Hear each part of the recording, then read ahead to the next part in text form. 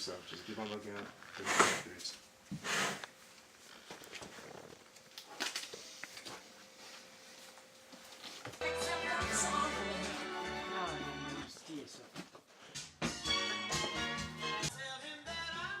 My music collection is, I'm going to turn it over to my little son.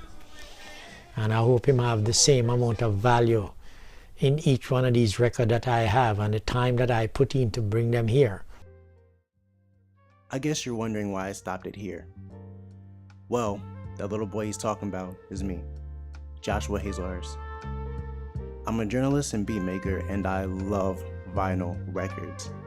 As a child, I would play with almost any instrument I can get my hands on, even if it was fake. In high school, that love for music manifested into a glorious hobby and slight addiction called crate digging, or searching for rare vinyl records. However, I realized that I'm not alone. I met with a handful of artists, DJs, and producers to find out what motivates them to collect records, and how crate digging has impacted modern music.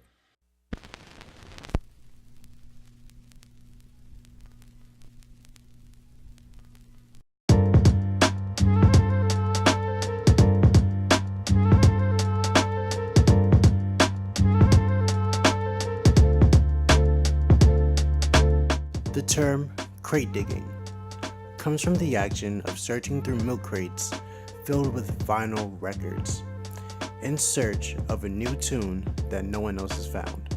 For the albums and the big 45, the 12 inches, then we used to have crates. And the 45s, we used to make a special box that line up the 45s them in the order how we play them. 45s were the smaller records that contained singles and songs that DJs would receive for promotional use. 33s are the larger and typical records that you guys see today. They usually contain artwork, information about the artist, and are full-length albums. These are all things that crate diggers look for while digging. My father was a record collector, plus he used to play a lot of music. He used to play out for parties and all kind of stuff. So he had a little collection and he used to play a lot of music. And where I was living, the house in front of our house was what we call now a dance hall. On weekends you have all these sound systems coming in, playing all these American rhythm and blues, you know, from the 50s. And I just grew up in a house of music. You have to keep collecting records to keep up with what's happening. Because every day a new record is cut. Now, you may start collecting records not as a collector but as a DJ. You start to buy records every week. However, crate digging is not exclusive to only DJs. Over time, producers started taking bits and pieces of music from vinyl through a process known as sampling. Like DJing, a producer must collect a wide variety of music over an extended period of time, looking for hidden gems. Once a producer finds a track they like, they'll cut it up and rearrange the song and create their own melody.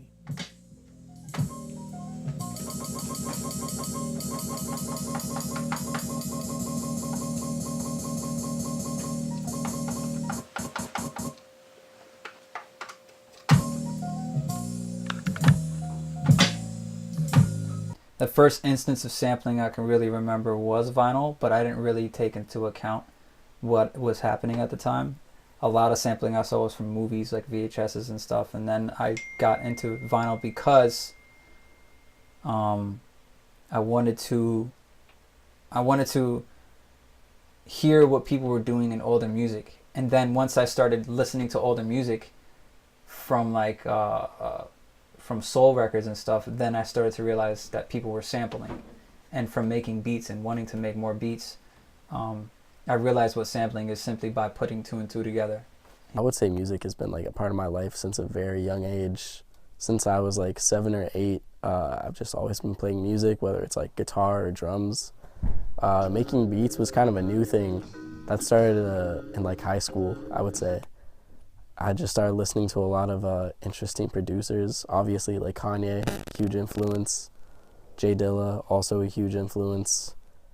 And stuff like that just got me super into making beats. There's a record player in the studios at SUNY Purchase, so I would just go crate digging for like $1 records, $2 records, buy a bunch of those, and just like press play and like skim through the record until I found something that was like worthwhile. When you have a record player and you have vinyl and you're just sitting there like mixing the vinyl, like using your hands with it, I don't know, it's just a special connection. Crate digging was made famous and perfected by American producers such as J Dilla, Madlib, Kanye West, and DJ Premier. Sampling has not only changed the way people collect and listen to vinyl, but has fostered in some of the greatest hits of all time, such as Killing Me Softly by the Fugees,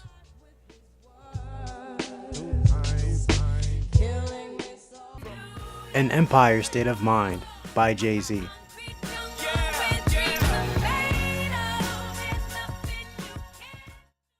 I never understood how artists that were sampled benefited from the process until I heard a familiar voice on Kendrick Lamar's Grammy Award-winning album, To Pimp a Butterfly.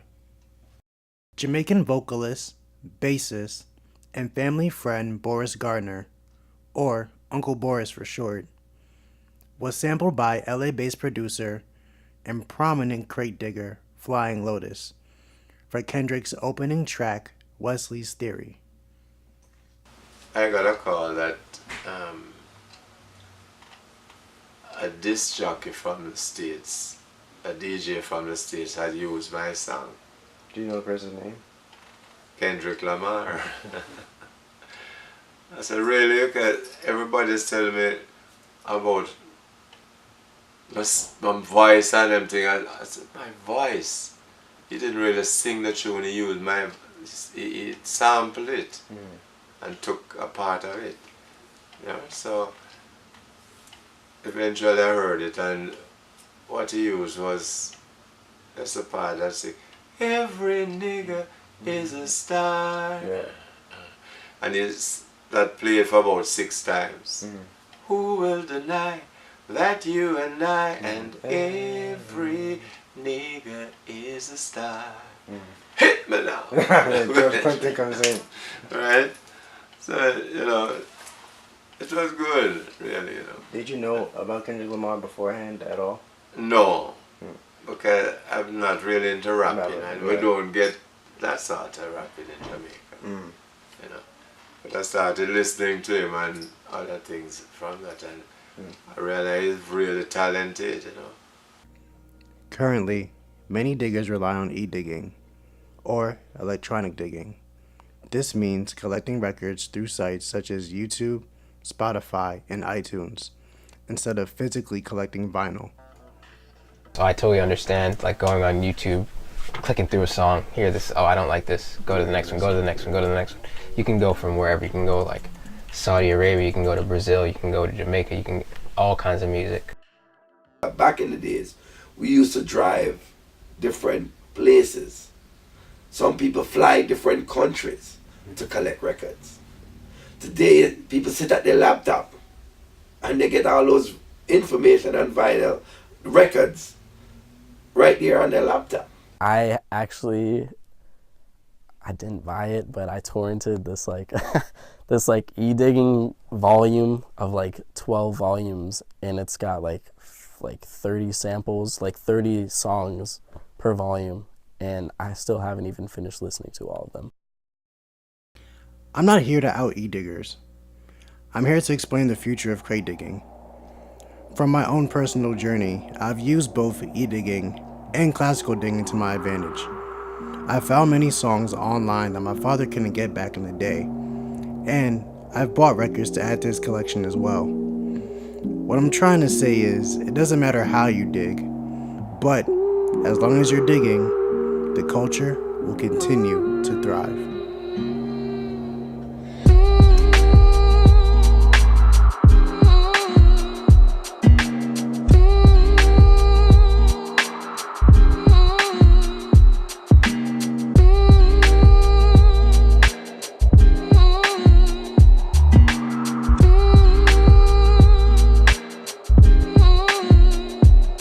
Yo,